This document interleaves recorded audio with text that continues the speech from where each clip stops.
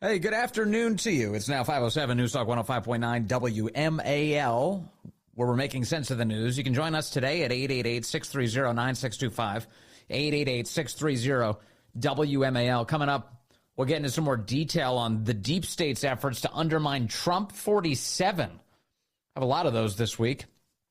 But right now, I want to talk about the state of the United States economy. The New York Times reporting this week, or at least claiming, that the U.S. economy shows signs of strain from Trump's tariffs and spending cuts. Oh, so when the government gets its spending under control, it's bad for us, the New York Times tells us. Joining us now is E.J. Antoni. He's an economist at the Heritage Foundation and the in-house economist of the Vince Coglianese Show. Hello, E.J. Good to have you back with us, sir.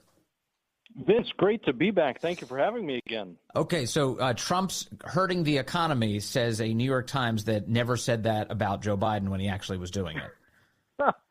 Yeah, exactly. You know, these are the same folks who said Biden's runaway multi-trillion-dollar spending bills weren't going to cause any inflation, right?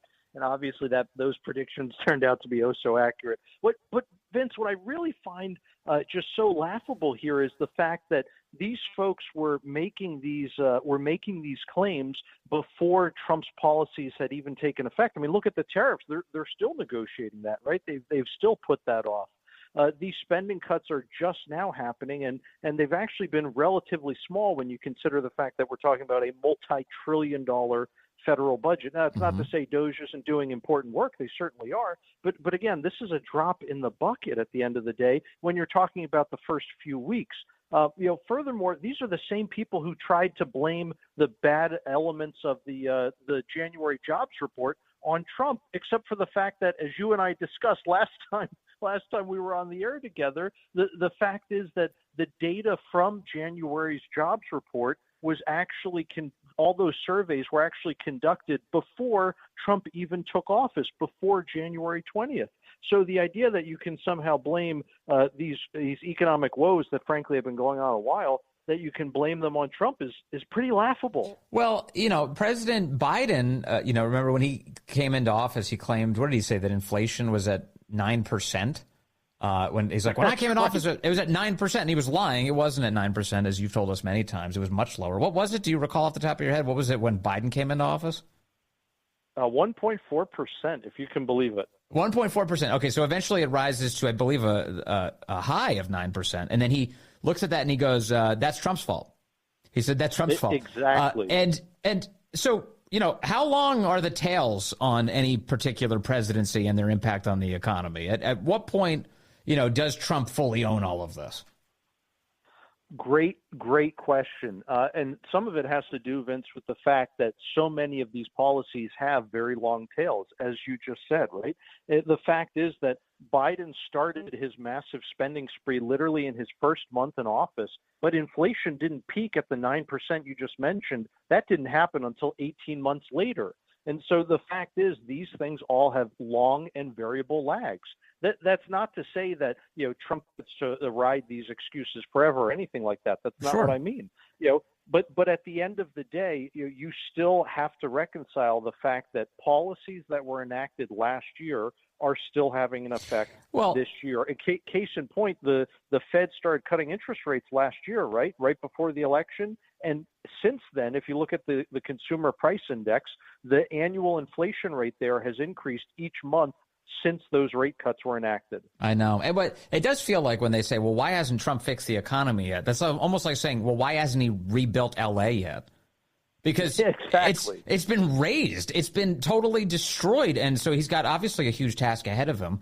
And then the New York Times, in their coverage this week, the lead sentence in this piece is, the United States economy is starting to show signs of strain as President Trump's abrupt moves to shrink federal spending, yada, yada, yada. What do you mean starting to show signs of strain? EJ, you and I have been talking for a while. The economy is very strained, and it has been that way for a while.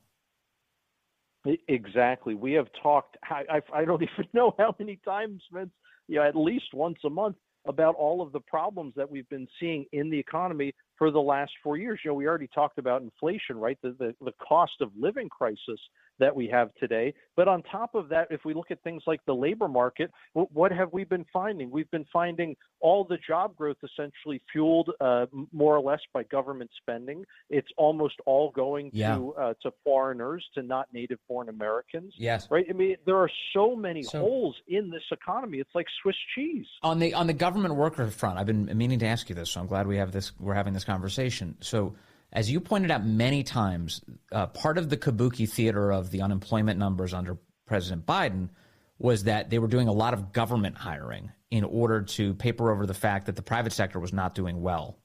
And they would hire people to government jobs in order very frequently. And a lot of people, of course, we talked about the foreign-born getting all the jobs, natural-born Americans, native-born Americans, rather, not so much losing jobs during the Biden era, but the government jobs in particular. So now that President Trump is saying, well, we've got to trim the government sales, we've got to lay off federal workers, we've got to get people to retire, we have to have some attrition to get control of this economy.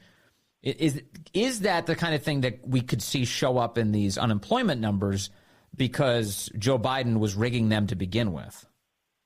Well, not only can we expect it to, it's actually already happening. When we look at not the monthly report, but the weekly report for jobless claims, where we get initial claims, but also continuing unemployment insurance claims, we're finding a big spike in Washington, D.C. In other words, the cuts are already starting to have an impact. Now, you're talking about a relatively small portion of the workforce, Vince, but as you continue to see more and more cuts to the federal workforce and, frankly, other levels of government, I think you're going to, I think you should expect to see an increase in the unemployment rate. And frankly, that's a good thing. And it's not that we want anybody to suffer or any of that nonsense, but the fact of the matter is we want people to be doing productive work in the private sector, not unproductive or even counterproductive work at the government. Mm-hmm. I had a conversation with Treasury Secretary Scott Bessent recently, and we were chatting about tariffs. And he's been saying that President Trump's tariff program, the left, fearmongers that if he imposes tariffs on other countries, that in the end American consumers are going to pay full freight on that, and it's going to hurt them when they consume literally anything that's affected by these tariffs. He says that's not true, that those prices are indeed paid by the foreign government, and whatever sort of price effect they have here in the United States is going to be mitigated by a host of factors that will leave the American consumer in a much better position. How do you view tariffs in relation to what people spend on stuff? Well, you have to go on a case-by-case basis, Vince, because in certain instances, and this is why it's so important to apply tariffs strategically, in certain instances you will see a lot of those costs passed on to consumers, but in other instances you will see virtually none of the costs passed on to consumers. Again, there's a lot of factors at play here. You have to deal with what we like in economics, what we like to call elasticities. Does the consumer have alternatives, for example? We famously saw this during the first Trump administration when they strategically applied tariffs to certain Chinese products. And what happened was Americans were able to choose alternatives. They were able to choose domestically sourced products. They were able to choose other foreign sourced products from counterparts to those Chinese producers. And so the Chinese weren't able to actually raise their prices enough to pass the cost on to American consumers, because doing so would have simply caused those American consumers to shop elsewhere. And so that's a really good example of how, when you factor in, again, elasticities, when you look at things like changes in exchange rates, what happens there, it's very, very clear that you don't have the full freight, as you said, passed on to the American consumer. And I think Trump and his team know that, and that's part of how they're willing to wield the American consumer's purchasing power, essentially, in these negotiations. What gives you cause for hope right now for the economy? Do you anticipate any sort of bursts of good news under President Trump? Obviously, energy is an area that he's super focused on. He'd like to get as much energy out of the ground as he can to make it cheap and prolific to help the economy a lot. Also, he wants to extend these tax cuts that have worked so splendidly for the American people. Will Wall Street, will the economy view that as a positive signal to get things headed in the right direction? Oh, absolutely. So, whether it's energy policy, whether it's tax policy, frankly, even the foreign policy, there are so many positives right now. I would say almost everything we're seeing out of this administration is pointing us in the right direction. So, okay, so what's pointing us in the wrong direction? Momentum. And momentum is a very powerful force. You are not going to unwind $30-something trillion in debt overnight. We're spending $1.2 trillion a year just in interest on that debt. These are problems that are not going to go away overnight. It took years to dig this hole. It's going to take, unfortunately, years to get us out. That's not to say things aren't moving in the right direction. They are. We just have an uphill climb. Yes. How feasible is it for us to get control of the economy without tackling some of the biggest items that are driving the debt? That's the conversation. Everybody in Washington is really reticent to tackle it. I mean, you heard President Trump this week. He's like, I'm not touching Medicare, Medicaid, Social Security. And that makes sense. The voters don't want that. But you do have to reconcile with the fact that some of the big debt drivers are these very expensive programs that have been raided through the years, violating the promises made to the people that they're supposed to support. So you're absolutely right. These different entitlement programs are big debt drivers, deficit drivers. And the other thing is that when you look at something like Social Security, Vince, it is structured as a Ponzi scheme. And so at some point, you do have to sunset that program. Now, that does not mean that anybody getting a Social Security check today, that we can't afford to keep paying those people until they all pass away. Of course we can. There's plenty of money coming in. And frankly, the big driver of our deficit today, I would actually argue, isn't even those programs. Now, in 10 years, are those different entitlement programs going to be real budget busters?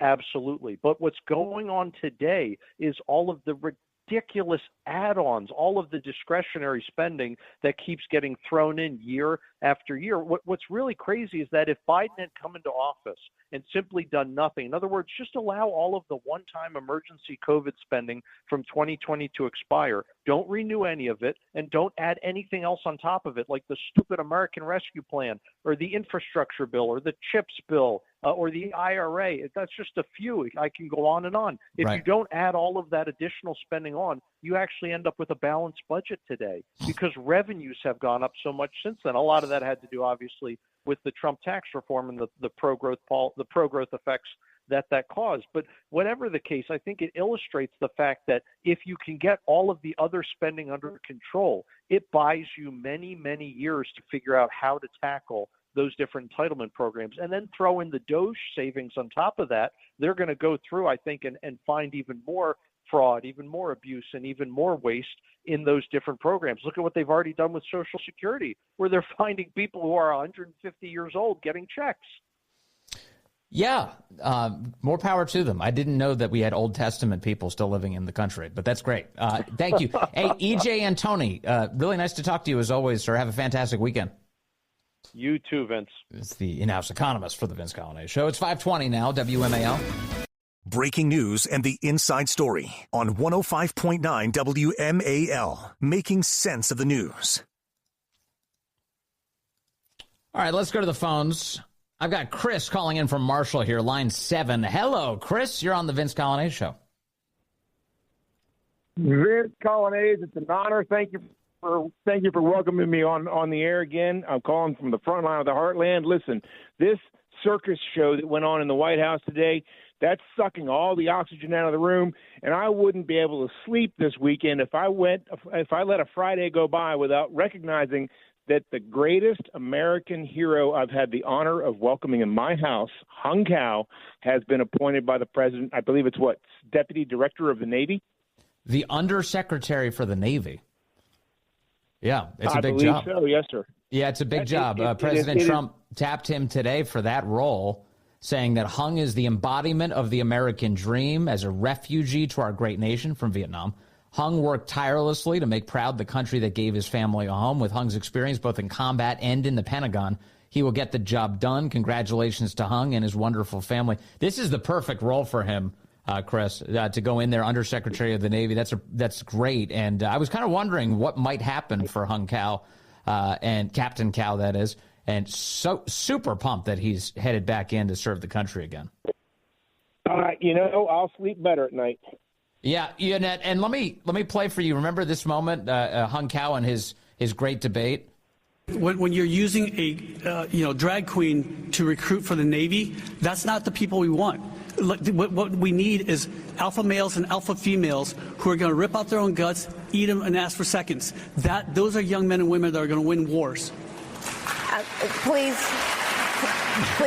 Please stop clapping for that objectively great line. Yeah, that was great. I'm super excited about that. But I was also front and center for the debate that he had against Jennifer Wexton, and bless her heart, and I don't wish ill will on anybody, but I was there when she had that stroke in that debate, and I was looking at her, and I looked at Hung, and I looked at the audience, and I'm like, do I want to make this somebody's got to say something. Yeah. She just stroked that. She was talking about we can't let Putin's aggression go on. Yeah. And I wanted to go up and smack her and knock her, and I really felt cheated as an American. Again, I wish her all the best, and it's a horrible thing. I don't wish that on anybody. She's got a rough health thing going on. Lied. Yeah, no, but her politics are bad. Yeah, that's right. You should judge her on that for sure. God bless him, and he doesn't have to run for office anymore. No, he's got something else on his mind. It's helping get America's Navy back on the right track, which is great. He's the right guy for the job. Thank you, Chris. That's excellent. More ahead. Thank you. You too. More ahead. I've got deep state stuff to talk to you about. The FBI, the CIA, the subversion of Trump 47, and your calls ahead on the Vince Coglianese Show. News Talk 105.9 WMAL, making sense of the news. Hey, good afternoon to you. It's 5:35 here at News Talk 105.9 WMAL, where we're making sense of the news. You can join us today, 888-630-9625, 888-630-WMAL. As you will likely know now, yesterday was supposed to be the day that the Jeffrey Epstein files popped out of the United States Department of Justice for the public's benefit, so we could read through and figure out just how far-reaching that disgusting scheme was to traffic these young girls and to hurt them so badly. And yet the limited documents that came out yesterday didn't really provide many new insights. They just kind of colored in the lines a little bit on some of the details, but not much. And as a result of that, the Attorney General of the United States sent a letter to the FBI Director, Kash Patel, and also released it publicly, saying that within the last few days, and one would assume after the interview that she did on the Fox News channel now 2 nights ago, where she was talking about this release, and she didn't mention this detail at the time, that apparently she has just discovered that FBI agents in the New York field office have been keeping from her thousands upon thousands of pages of Jeffrey Epstein files. And as a result, Attorney General Bondi had issued an order that as of this morning at 8 a.m., they were supposed to be released to her. The FBI, in her words, will deliver the full and complete Epstein files to my office, including all records, documents, audio and video recordings, and materials related to Jeffrey Epstein and his clients, regardless of how such information was obtained. So she asked for a lot, and she asked for it quickly. Now, not clear whether or not her expectations were fulfilled. Obviously, everything was to be sent to her, and she can't even be clear probably at this hour whether or not she has everything that is in the FBI's possession. But we await her reaction there. But underneath this, of course, is this huge and important story, which is why are FBI officials subverting the Attorney General of the United States, who's been put in place by the duly elected president of the United States? These are, once again, as we saw in the first presidency of President Trump, subversions of democracy, subversions of our constitutional republic. And so we've got big problems on our hands. Kash Patel released his own statement last night indicating that this is unacceptable. He says the FBI is entering a new era, one that will be defined by integrity, accountability, and the unwavering pursuit of justice. There will be no cover-ups, no missing documents, no stone left unturned. And anyone from the prior or current bureau who undermines this will be swiftly pursued. If there are gaps, we will find them. If records have been hidden, we will uncover them. And we will bring everything we find to the DOJ to be fully assessed and transparently disseminated to the American people, as it should be, he writes. The oath we take is to the Constitution, and under my leadership, that promise will be upheld without compromise, he says. Okay. Now, Cash, insofar as you and I might give him a grace period, I think, is it a week? It's not even a week yet. It's just about a week now that he's been the director of the FBI. He's got a massive job ahead of him. Help is on the way in the form of our friend Dan Bongino, the incoming deputy director of the FBI, but that's not going to take place until after the 14th of the coming month. So Kash Patel is making do in the meantime with the team that he has around him, and they have a lot of work to do. It's not just the Jeffrey Epstein files either. We have another story out of the New York Post just in the last 24 hours with the headline, "Would-be Trump assassin Thomas Crooks may have had accomplice." Remember, he's the guy who shot President Trump through the ear in Butler, Pennsylvania on July 13th of last year. The New York Post says he may have had an accomplice, according to data, as investigators now say that the FBI is suppressing info. Why would the FBI be suppressing information about an attempt to kill the now president of the United States? Dateline, Bethel Park, Pennsylvania. It's been almost 9 months since a seemingly mild-mannered 20-year-old attempted to assassinate then-Republican presidential nominee Donald Trump at a rally in Butler. And we still have no good reason why. Sources told the Post that the FBI has obstructed efforts to solve the mystery of why Thomas Matthew Crooks, who left no manifesto, did what he did. Quote, it's left local law enforcement, the New York Post reports, as well as Crooks' former friends, classmates, and teachers frustrated. Those who may know, Crooks' parents, Matthew and Mary, have refused all interviews, and they remain in their small 3-bedroom home here, sealed off from the world like hermits. Neighbors say they only leave the house at 3 a.m. to buy groceries.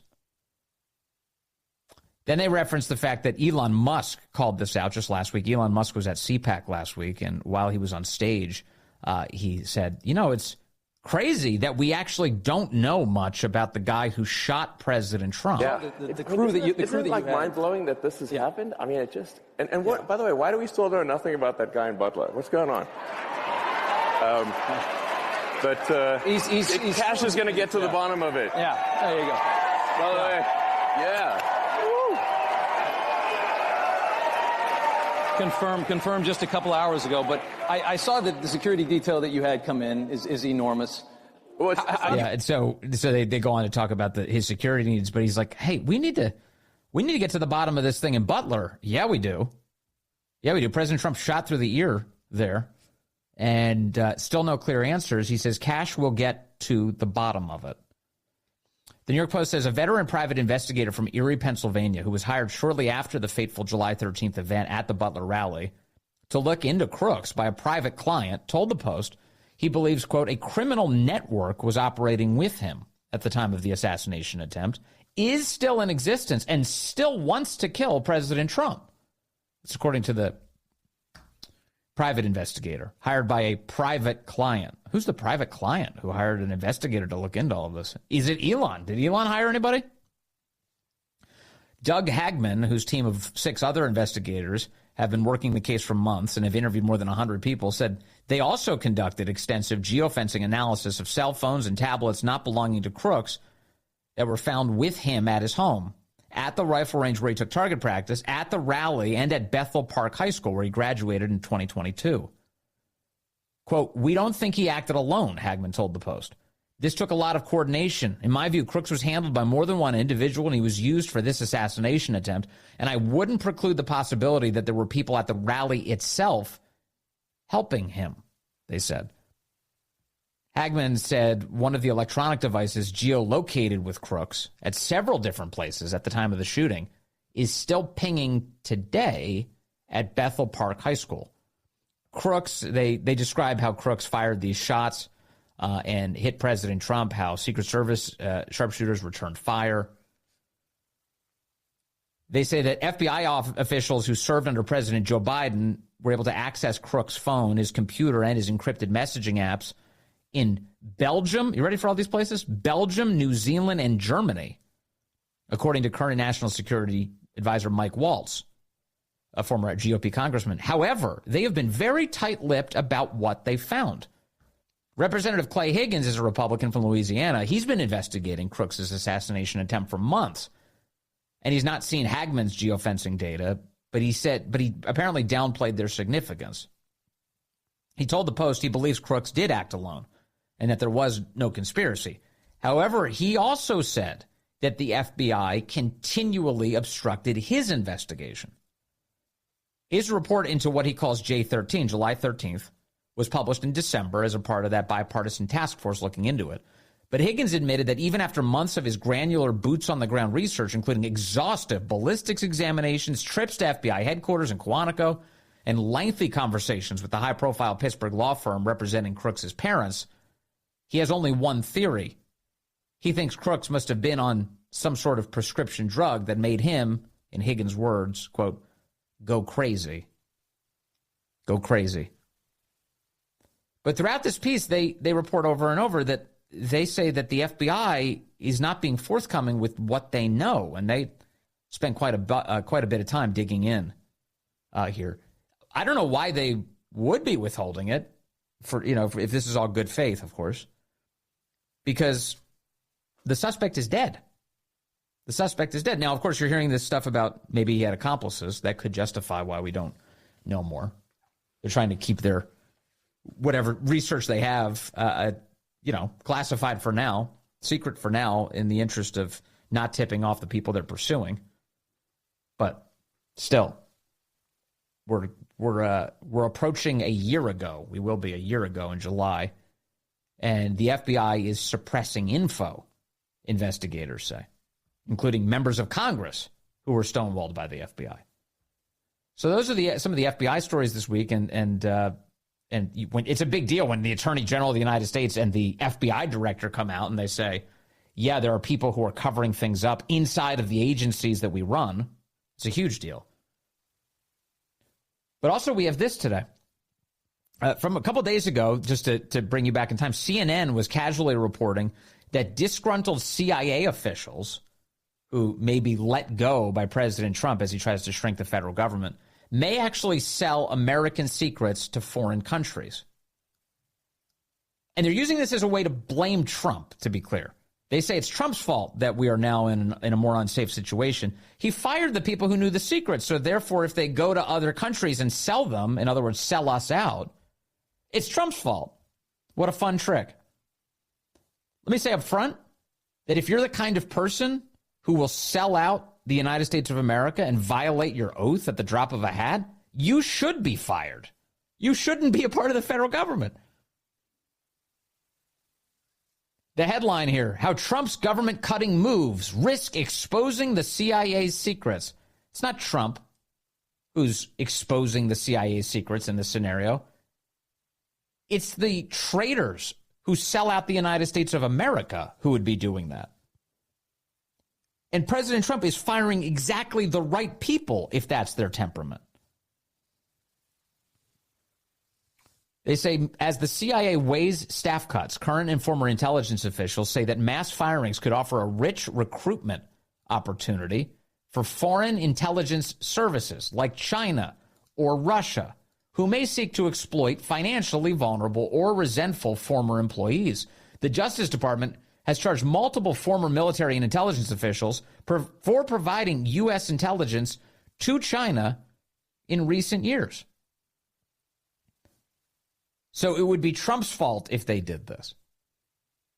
And now we get an update on this saga from Natasha Bertrand, a CNN correspondent covering the Pentagon and national security.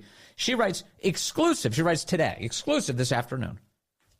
Foreign adversaries, including Russia and China, have recently directed their intelligence services to ramp up recruiting of U.S. federal employees working in national security, targeting those who have been fired or feel they could be soon, according to 4 people familiar with recent U.S. intelligence on the issue. There's a couple ways to look at this.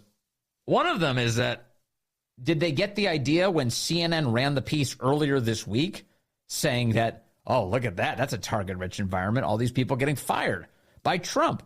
Maybe they'll sell out their own country. So Russia and China said, okay, let's try that. Another thing is maybe there aren't people selling us out.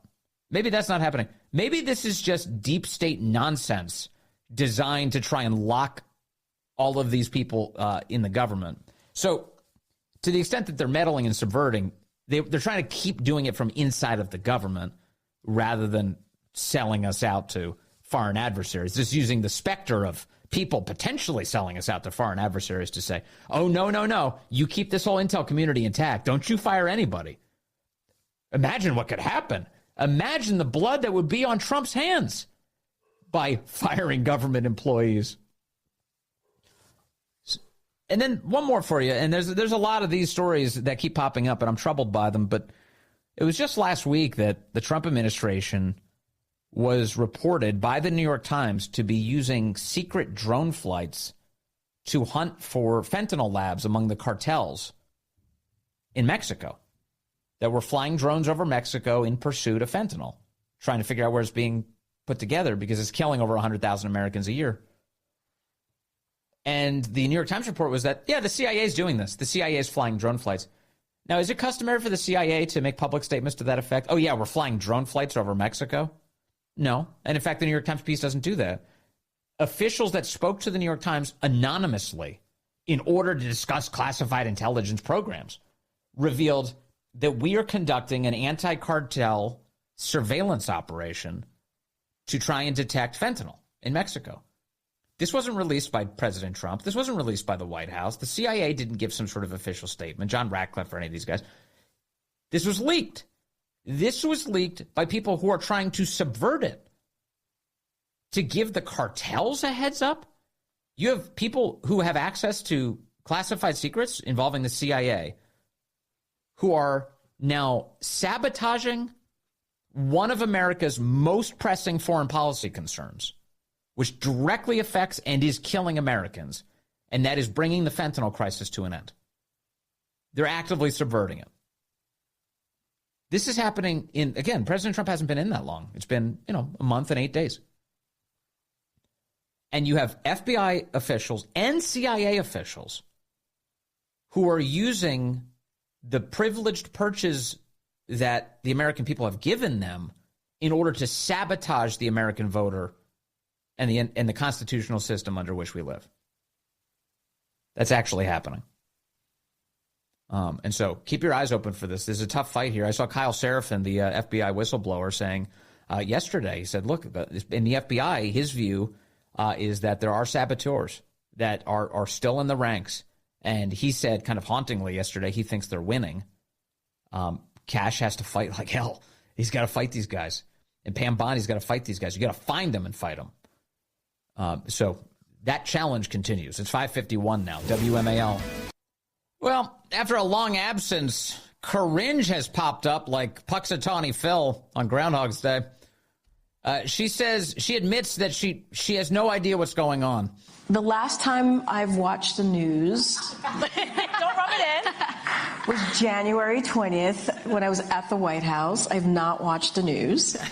I have really tried to focus on self-care. Oh. Yeah. I've really tried to focus on my daughter. I have a 10-year-old.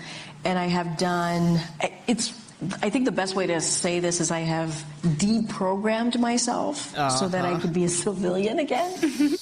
So she went from knowing nothing to she has no idea completely what's going on because she's been focused on self-care. Because if the most important thing is her, as always, it's always been about her. You know what I learned since the presidency? It's about me, says Coringe. Yeah, I kind of missed her. I'm glad she popped up. Now she can go away again. The great one, Mark Levin, up next. News Talk 105.9 WMAL, making sense of the news.